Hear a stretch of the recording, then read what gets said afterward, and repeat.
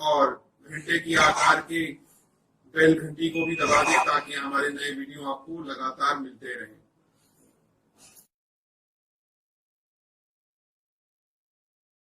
नमस्कार दोस्तों, धर्म रहस्य चैनल पर आपका एक बार फिर से स्वागत है। आज लेंगे एक ऐसे अनुभव को जिस समस्या में एक साधिका और उनके साथी जो हैं फंसे हुए हैं। मां काली का किसी कारण से अपमान हो जाने की वजह से बहुत बड़ी मुसीबत में आ चुके हैं। क्या है वो घटना, चलिए पढ़ते हैं और जानते हैं कि इनके पत्र के माध्यम से कि आखिर इनके जीवन में ऐसी कौन सी बात घटित हो गई है जिसके कारण से आज ऐसी स्थिति उत्पन्न है। गुरुजी, मेरा नाम है, मैं 22 साल की पंजाब से बोल रही हूं। मेरी ईमेल आईडी, नाम प्लीज ना दिखाएं। कहानी पर चाहे तो वीडियो बना सकते हैं। कहानी बहुत ज्यादा लंबी है तो मैं आपको शॉर्ट में ही बताऊंगी। गुरुजी, मैं विश्वास नहीं करती थी मैं गुरु लोगों पर, क्योंकि वो ढोंगी होते हैं। सब ऐसा ही मानती थी, किंतु आप पहले गुरु हैं जिन पर मुझे यकीन हो रहा है। मैं आपसे गुरु दीक्षा भी लेना चाहती हूं अभी, लेकिन पढ़ रही हूं, इस वजह से नहीं ले सकती। गुरुजी, मैं बहुत तकलीफ में हूं, कृपया मेरी मदद करें। मेरे घर के पास एक जंगल है, वहां काली माता की एक जगह है। वहां माता ने किसी से चुनरी मांग करके ली थी, जो वहीं बंधी हुई थी किसी पेड़ में ही। मैं अपनी बात बताती हूं। मैं एक लड़के को पसंद करती हूं। वो जंगलात महकमे में काम करता है। जंगल में मेरे घर के पीछे उसने टावर से वो चूनर काट दी थी। वहां उसी पेड़ में कई सारी आत्माएं भी बंधी हुई थी।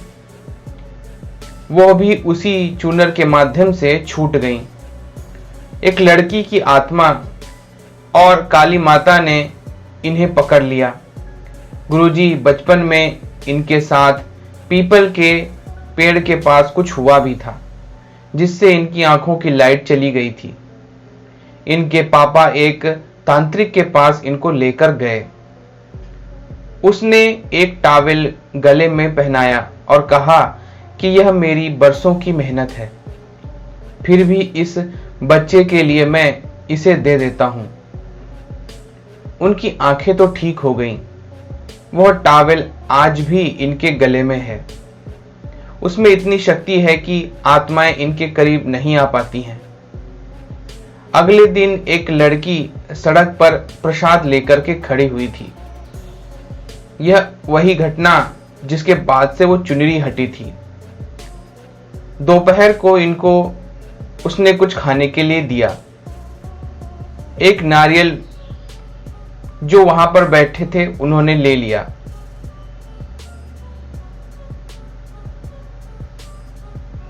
कुछ दिन बाद कहते हैं कि इनके शरीर पर सूजन आ गई और आंखें भी पीली हो गईं। ये जंगल में अकेले खड़े रहते और घर जाने को भी मना कर देते थे। मैं एक दिन इनसे पूछा तो बताया कि एक लड़की इनको हर वक्त दिखती रहती है। जहां ये होते हैं वो आसपास ही होती है। उसकी हंसी सुनकर ये बहुत ज्यादा डर जाते हैं। इन्होंने बताया कि एक दिन मैं उसके पीछे भी गया। वो हाथ दिखाकर मुझे कहती थी कि पीछे आ जाओ। मैं उसके करीब पहुंच जाता था। एक दिन जब मैं पहुंच गया तभी तुम्हारा फोन भी आ गया। वो अंधेरा होने पर ही जरूर आती है, ऐसा इन्होंने बताया है। काले कपड़े में या फिर लाल कपड़े पहनकर वह दिखती है। वो इतनी अधिक खूबसूरत थी कि चेहरे से उसके नजर ही नहीं हटती।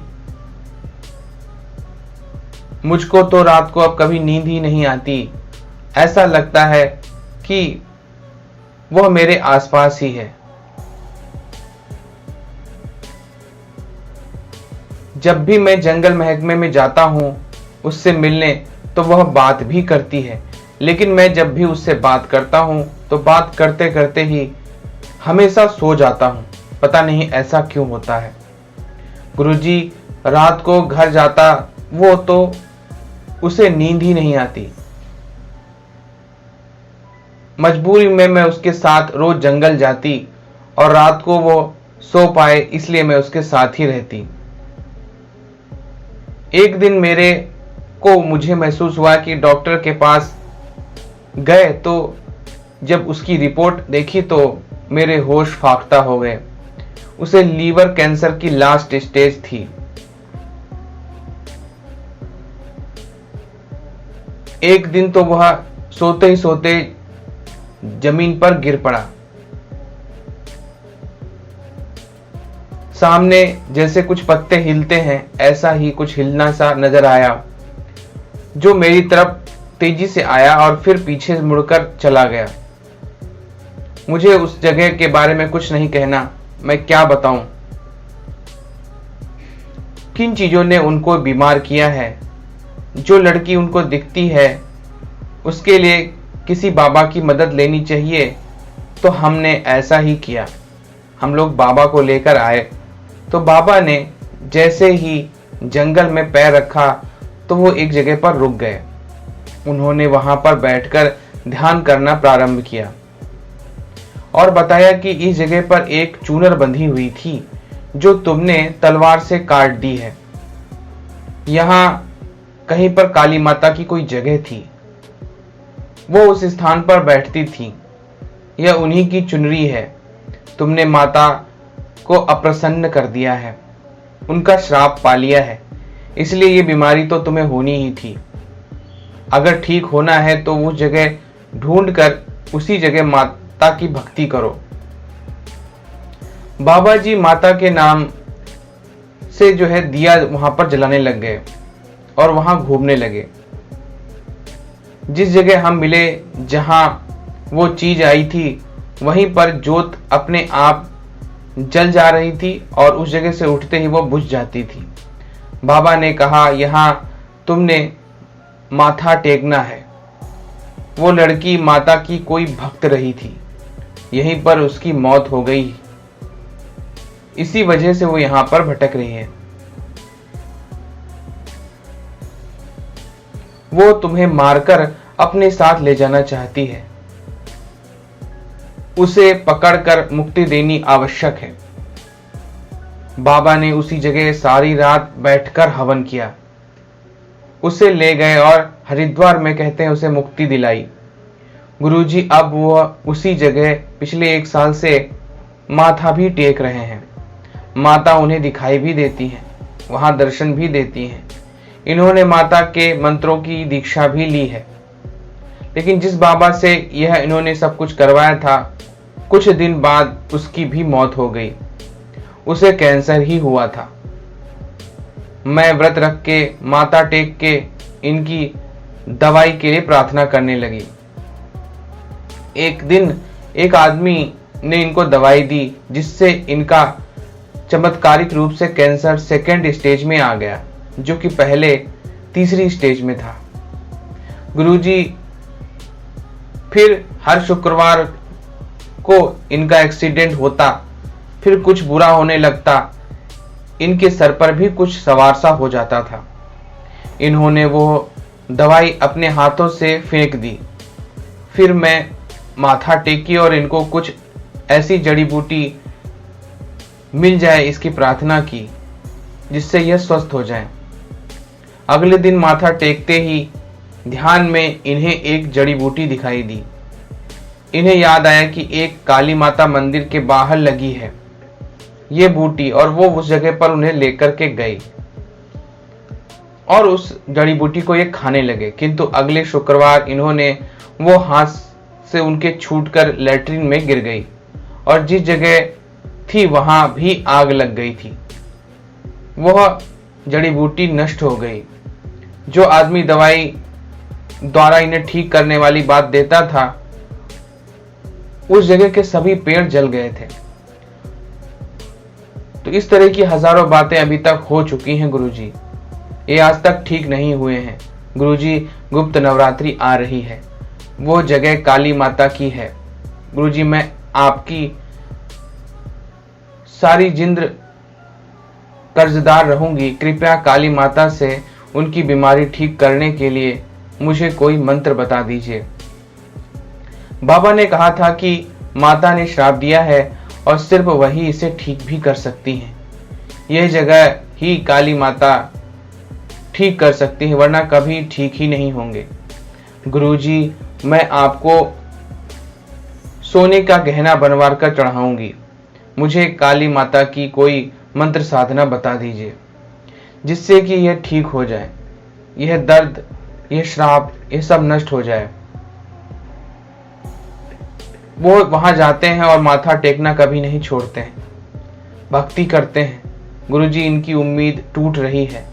गुप्त नवरात्रि में काली माता के कौन से मंत्र का जाप करूं कि यह ठीक हो जाए, बता दीजिएगा। गुरुजी, इनकी जान बचा लीजिए। गुरुजी, ये मर जाएंगे। माताजी का श्राप की वजह से इस बीमारी से इनको लीवर कैंसर हुआ है। गुरुजी, वहां मैं माथा टेका है, एक बार मैं यहाँ पर मंदिर भी बनाऊंगी और जोत भी जगाया करूंगी, मूर्ति स्थापित भी करूंगी, सारी उम्र बस यही करूंगी। बस इन्हें ठीक कर दीजिए। माता क्रोधित हो गई हैं। उनका जवाब ध्यान में आकर इन्होंने एक वक्त कहा था कि यहाँ पर मंदिर भी होगा, जोत भी। जब मैं मनाऊंगी तब अपने आप बन जाएगा। तुम लोग बिना मेरी इच्छा से बनवाओगे तो मैं सर्वनाश कर डालूंगी। गुरुजी, आज तक मैं उन्हें खुश नहीं कर सकती, बस गलतियां ही गलतियां होती रही हैं। कृपया मार्गदर्शन कर दीजिए। गुरुजी, गुप्त नवरात्रि के 10 दिन काली माता का कौन सा मंत्र कितनी संख्या में करूं तो वह ठीक कर देंगे, कृपया मदद करें गुरुजी। देखिए, यहां पर इन्होंने अपनी कहानी को समाप्त कर दिया है। इनका अनुभव बहुत ही खतरनाक है और माता की किसी वजह से अवहेलना के कारण से इनको श्राप लगा है और उनकी तामसिक शक्तियां इनके पीछे पड़ गई हैं। अब इसका सबसे बड़ा एक ही विकल्प है और वो है गुरु मंत्र इनको ले लेना।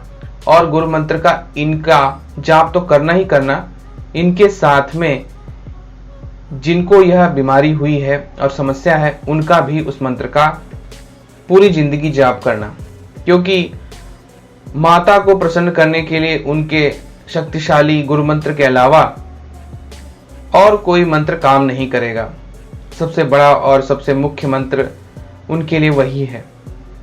इसके अलावा गुरु मंत्र की ऊर्जा भी पीछे से काम करेगी तो इनकी समस्या हल हो सकती है। लीवर कैंसर के लिए इलाज भी कराएं और साथ ही साथ दुआ भी करें, तभी इनका यह प्रयास सफल होगा। इसके अलावा आप सभी लोग भी इनको जो सलाह देना चाहते हैं नीचे कमेंट बॉक्स में लिख करके बता सकते हैं, ताकि अगर किसी को ऐसा कोई अच्छा अनुभव है जिसकी वजह से मां काली के श्राप से आसानी से बचा जा सके तो नीचे कमेंट बॉक्स में जरूर बताइए। तो ये था आज का इनका एक अनुभव। अगर ये वीडियो आपको पसंद आया है तो लाइक करें, शेयर करें, सब्सक्राइब करें चैनल को। अगर चैनल पर नए हैं तो आपका दिन मंगलमय हो। धन्यवाद।